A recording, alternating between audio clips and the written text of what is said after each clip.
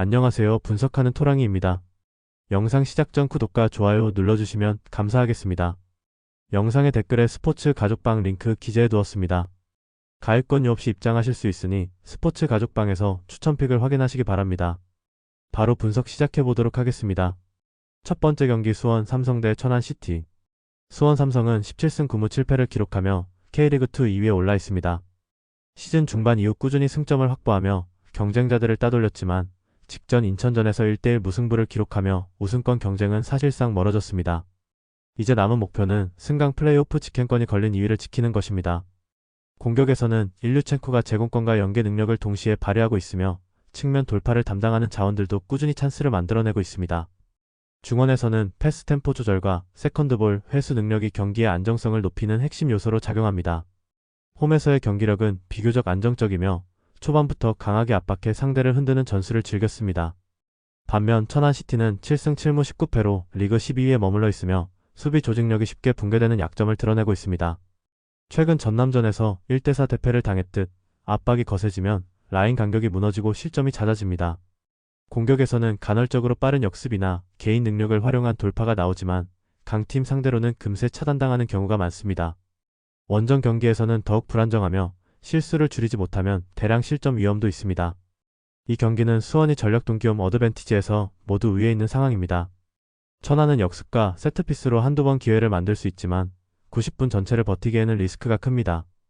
따라서 수원이 안정적인 경기 운영으로 승리를 챙길 가능성이 높습니다. 두 번째 경기 전남 드래곤즈 대 안산 그리너스. 전남 드래곤즈는 15승 10무 8패로 3위에 올라 있으며 상위권 팀답게 안정적인 경기력을 이어가고 있습니다. 특히 홈에서는 초반부터 강한 압박과 높은 라인 유지로 상대를 몰아붙이며 주도권을 가져오는 경우가 많습니다. 수비 라인은 견고하고 중원에서는 브루노 코스타가 템포를 조율하며 공격 전개에 활력을 불어넣습니다. 공격진에서는 마세도가 빠른 드리블 돌파로 상대 수비를 흔들고 있으며 세트피스 상황에서도 꾸준히 득점을 노릴 수 있습니다. 안산 그리너스는 4승 10무 19패로 리그 최하위권에 머물고 있습니다. 시즌 내내 반등의 기미가 보이지 않았고 수비 불안과 빈약한 공격 전개가 겹치면서 고전했습니다. 원정 경기에서는 더욱 경기력이 흔들리며 전남 같은 상위권 팀을 상대로는 수세에 몰리는 경우가 많습니다.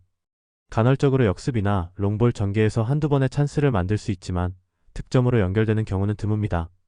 전력차가 뚜렷한 경기입니다.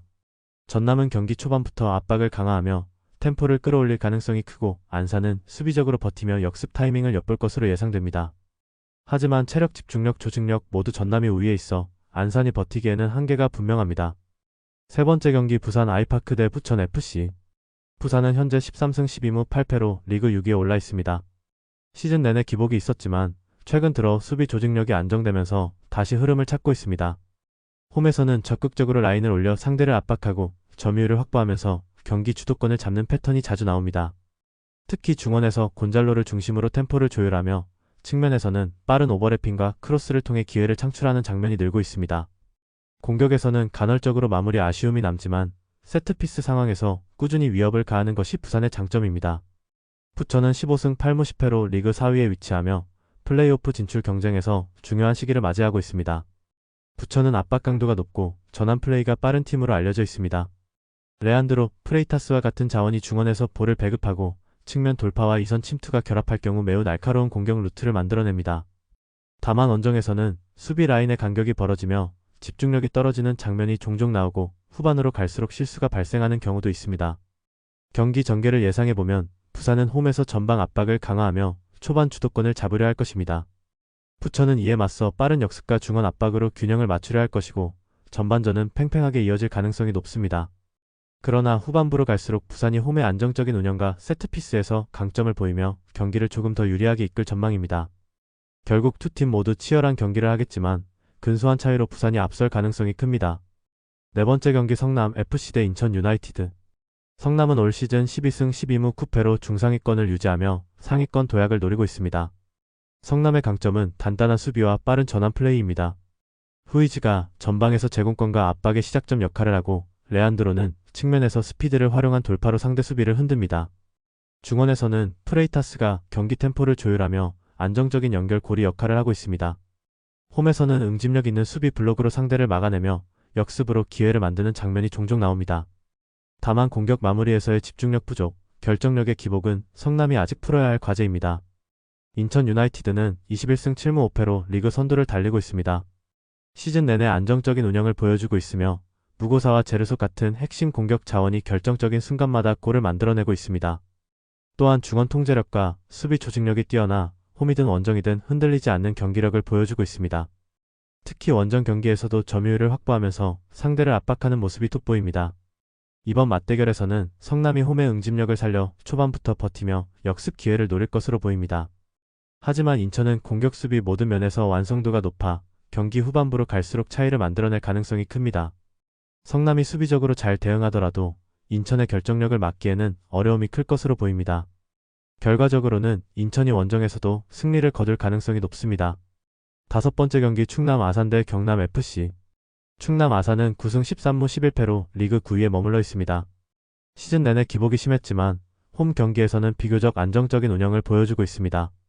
충남 아산은 수비 조직력을 바탕으로 라인을 좁게 유지하면서 상대의 공격을 차단하고 빠른 역습과 세트피스에서 승부를 노리는 팀입니다.